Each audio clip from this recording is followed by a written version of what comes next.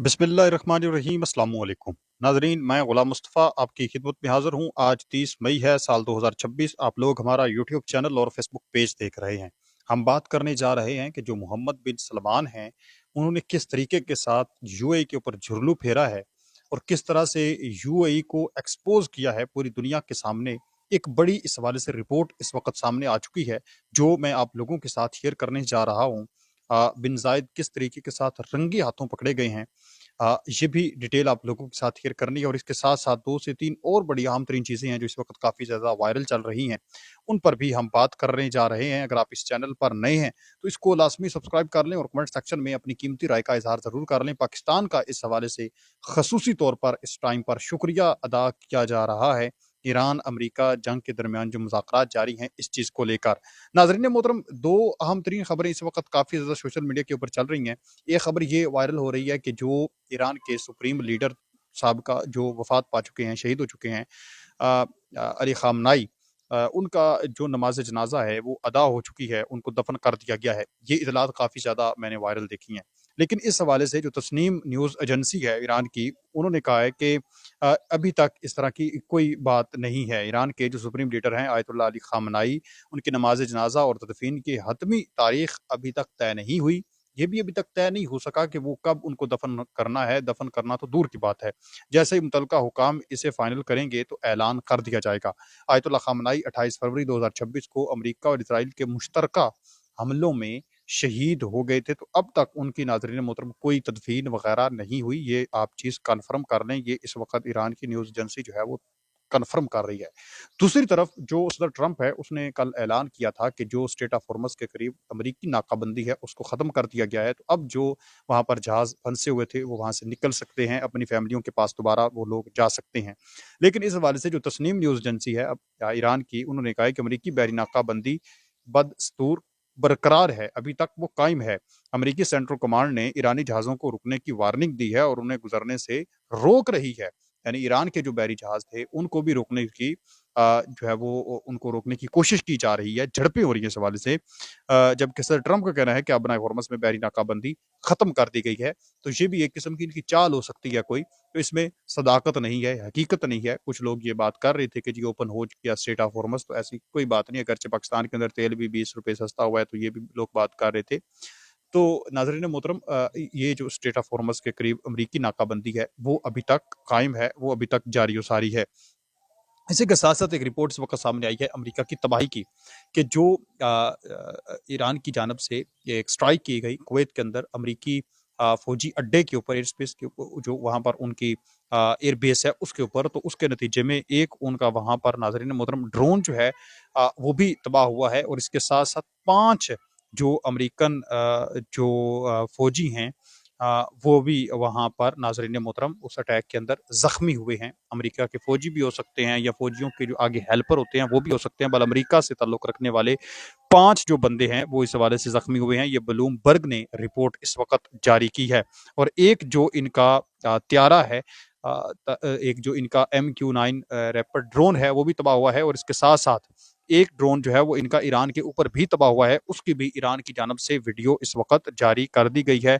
और पानी के अंदर वो गिरा तबाह होकर MQ-9 रैपिड ड्रोन जो है during US strike on Qeshm island, south Iran के अंदर जो इन्होंने कोशिश की, तो बदले में इनका ड्रोन जो है वो ईरान ने मार गिराया। इसी के साथ-साथ मैं आप लोगों को बताता चलूँ कि इस वक़्त जो मोहम्मद बिन सलमान हैं, शुरू से मैं आप लोगों को बताता आ रहा हूँ कि अगरचे सऊदी अरब के अंदर अमेरिका के फ़ौजी अड्डे मौजूद हैं और अमेरिका की, लेकिन जो सऊदी अरब है वो इस जंग के दरमियान खुलकर ईरान के ना तो हक में सामने आया और ना ही अमेरिका के हक में सामने आया। अगरचे जो उसने स्टेटमेंट भी जारी की है जितनी, वो अगर देखा जाए तो उसका झुकाव ईरान की तरफ ही हमें नज़र आया है। अमेरिका की तरफ झुकाव जो है वो बिन सलमान का हमें नज़र नहीं आया। हत्ता कि इन्होंने एक पूरी प्लानिंग कर रखी थी कि हम बड़ा एक अटैक करने जा रहे हैं ईरान के अंदर, लेकिन जो ही बिन सलमान ने कहा कि हम अपनी एयर स्पेस आपको यूज़ नहीं करने देंगे, अपनी फ़िज़ाई हदूद नहीं इस्तेमाल करने देंगे, अपना जो अड्डा है वो आपको इस्तेमाल नहीं करने देंगे ईरान के ऊपर हमला करने के लिए, तो इनको हमला रोकना पड़ा।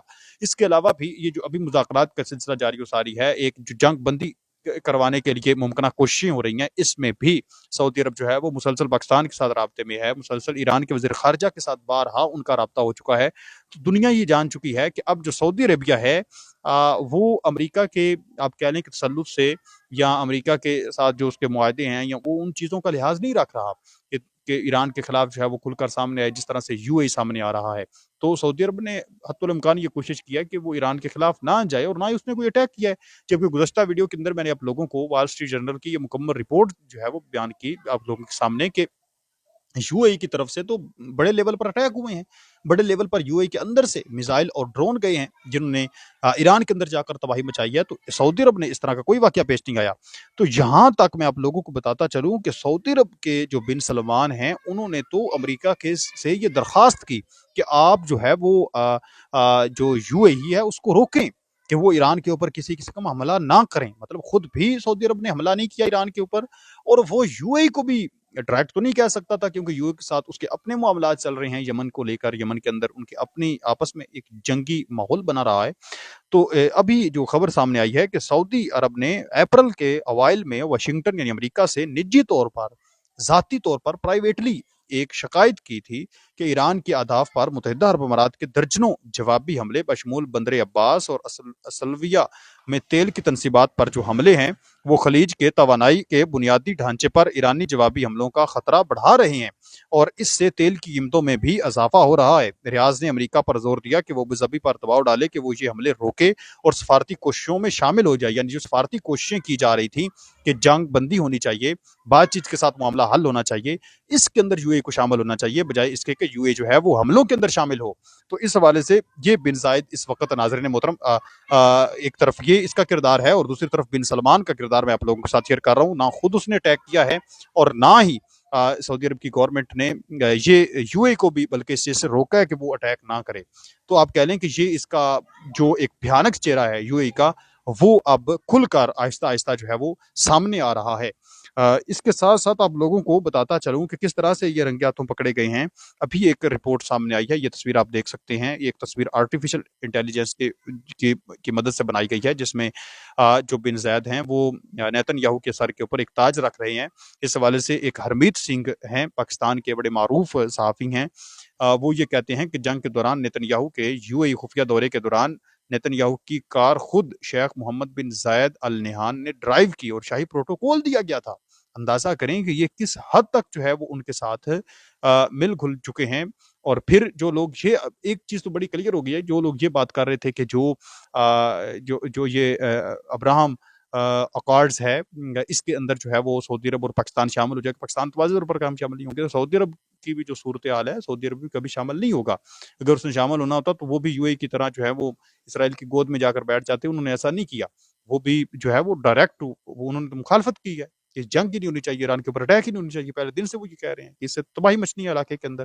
पर जैसे कैसे भी है, सूरत हाल ये इस वक्त बन चुकी है। नाज़रीन मोहतरम, ये यूएई जो है वो अपने आप कह लें कि तबाही के परवानों पर दस्तखत कर रही है। पाकिस्तान का खसूसी तौर पर शुक्रिया किया गया। अमेरिका के वज़ीर जंग का कहना है कि पाकिस्तान अमेरिका का बेहतरीन दोस्त है और फील्ड मार्शल और वज़ीर आज़म ने ईरान जंग रुकवाने में अहम किरदार अदा किया है। ये बयान इसहाक डार के इस बयान के बाद आया जिसमें पाकिस्तान ने इब्राहिम अकॉर्ड से दस्तखत करने से साफ इनकार कर दिया। पाकिस्तान के डिप्टी वज़ीर आज़म और जो इसहाक डार हैं वज़ीर ख़ारिजा, उन्होंने वाज़ेह तौर पर कहा है कि हम इसके अंदर शामिल नहीं हो सकते। ये हमारी उन्होंने कहा है कि असास के खिलाफ है, हम ये फैसला कभी भी नहीं करेंगे। जबकि दूसरी तरफ यूएई का भयानक चेहरा जो है वो इस वक्त नाज़रीन मोहतरम आहिस्ता आहिस्ता खुलकर सामने आ रहा है कि किस तरीके के साथ इन्होंने उम्मत मुस्लिमा के साथ गद्दारी की है। बजाय इसके कि ये मुस्लिम ममालिक को आपस में जोड़ते, इन्होंने तोड़ने की कोशिश की है, इन्होंने हमले करने की कोशिश की है। आप इस पर क्या कहेंगे मुझे कमेंट सेक्शन के अंदर ज़रूर बताएं। मिलते हैं एक और नई वीडियो में, तब तक अपना और अपने प्यारों का ढेर सारा ख्याल रखें। नेक्स्ट वीडियो तक अल्लाह ने के बाद। पाकिस्तान हमेशा जिंदाबाद।